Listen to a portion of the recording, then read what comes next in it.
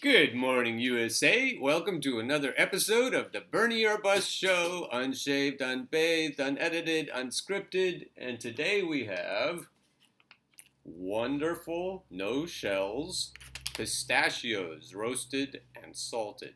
So it's going to be a great day. And we have an old organic apple that's a little past its prime, but I don't think it has any bruises on it. So we're good.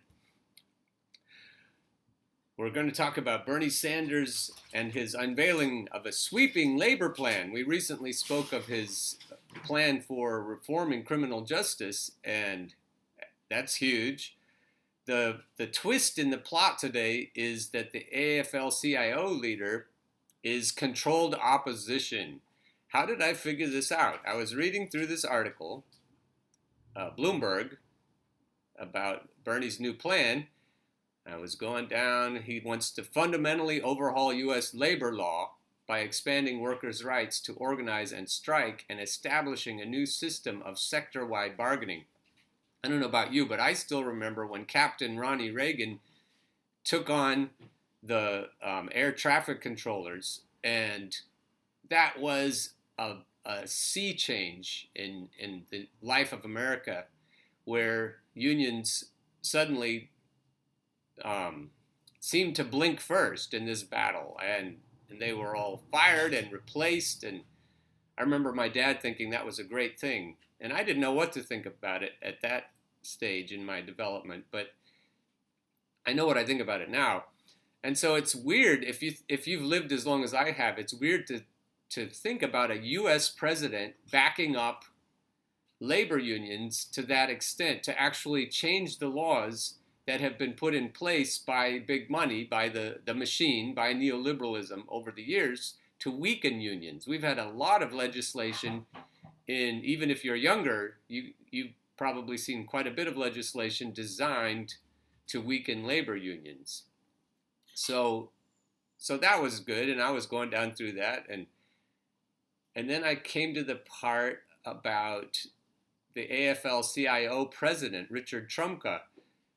And I should have followed this more because I'm a union member. I belong to APSCUF. It's the teachers union for the state system of higher education in Pennsylvania.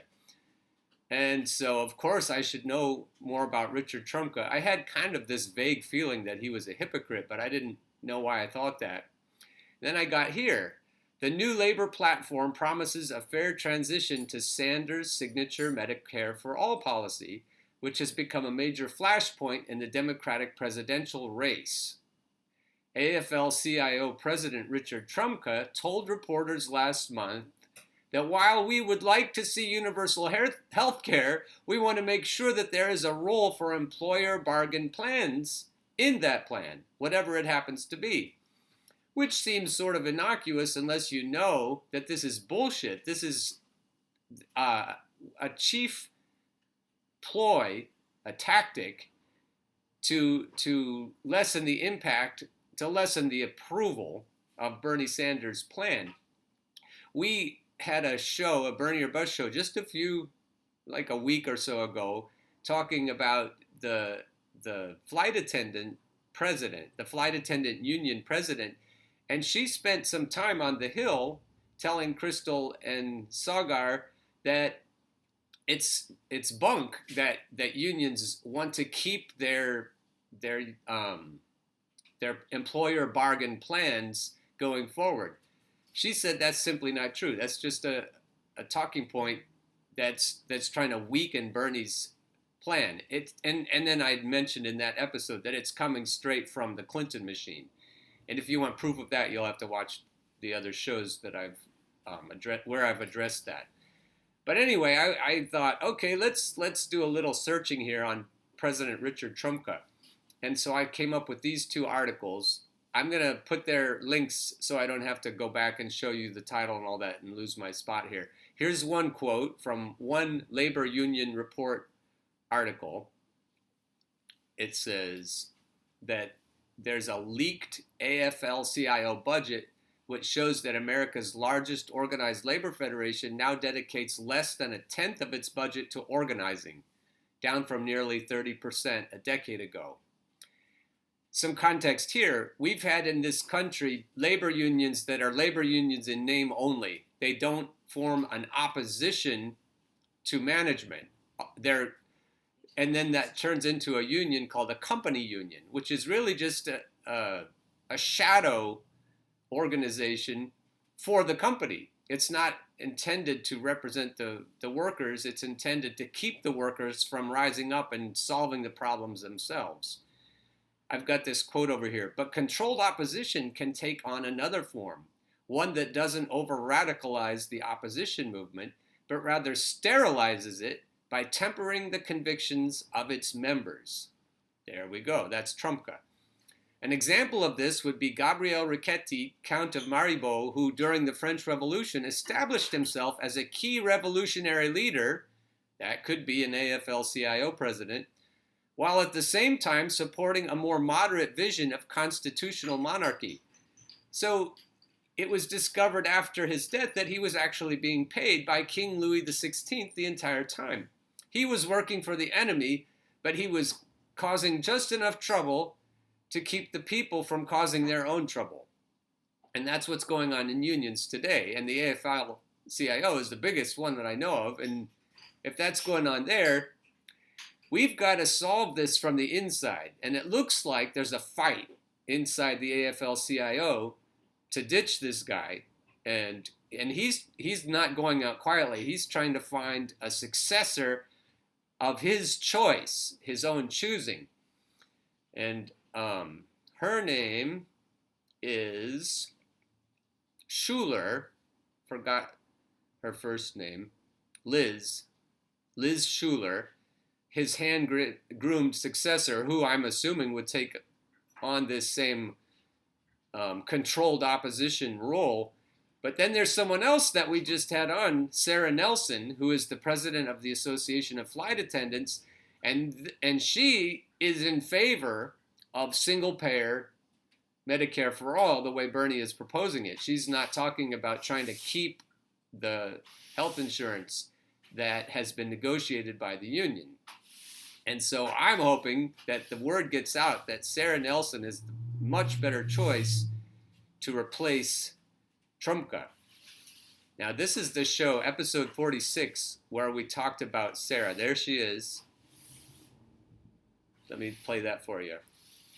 Sharing some idea about, say, Medicare for all, and saying that union people don't like it, which is bullshit. But we don't even know where such ideas come from.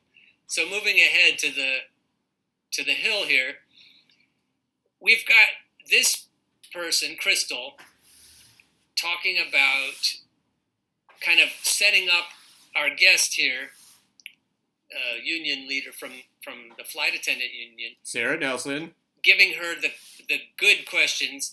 She's the good cop in this, and then Sogar is the bad cop. He's talking about the kinds of questions that might be the gotcha questions that might be coming up on CNN or MSNBC. And I think the guest really... Okay, I'm going to fast forward to where Sara is talking about not going along with this prescribed narrative that union people are supposed to be going along with.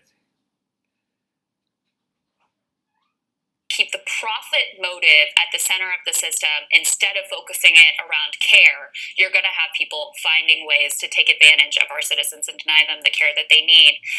What I'm curious about, though, is how much unanimity is there within the labor movement around the view that you just espoused? I mean, how much support for Medicare for all is there within the labor movement?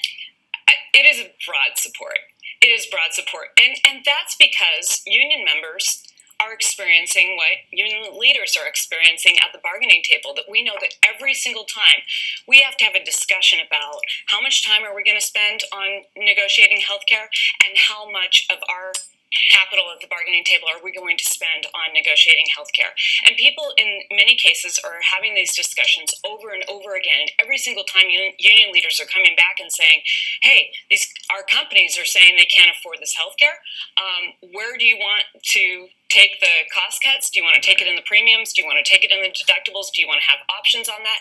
And so the discussion is always around how are we going to minimize the damage of it being eroded every single time. And so this has been a recurring theme. Union members get that across the country. And just yesterday, I'm told that there was a huge cheer from about 1,000 delegates at a building trades convention for Bernie and his discussion around Medicare for all. And when there were candidates who were talking about these incremental changes and keeping the healthcare plans that are in place today, there was no reaction.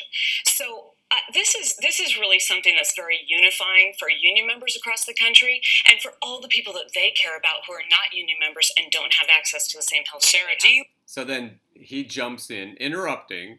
I mean, I like him, but I think he shouldn't be acting like the gotcha people. And then he's the bad cop right here. He asks her a gotcha question about it, and then she laughs at him, which I think is wonderful. But there's a lot of gotcha stuff going on right now, and that was the whole point of this episode, is that when they're trying to throw in this idea that union members may not like Medicare for all the way Bernie's proposing it, it's not true. But the controlled opposition people, like the Count of Maribo here that I showed you, if they start saying things that seem like something a union person shouldn't be saying, it's because they're working for the wrong side. And if we keep our eyes open and our ears open, we'll detect these rats that are infiltrating the system from the top and trying to keep us from finding out the truth about what this country really needs going forward. All right then, so that's the news on the street for today. Please remember that this sort of news is not going to be ever featured on MSNBC or CNN. So if you want this sort of idea to get out into the public, if you believe it's truth and you believe that it needs to be spread, you're the ones who are going to have to do the spreading. So please share these ideas broadly and have a great day.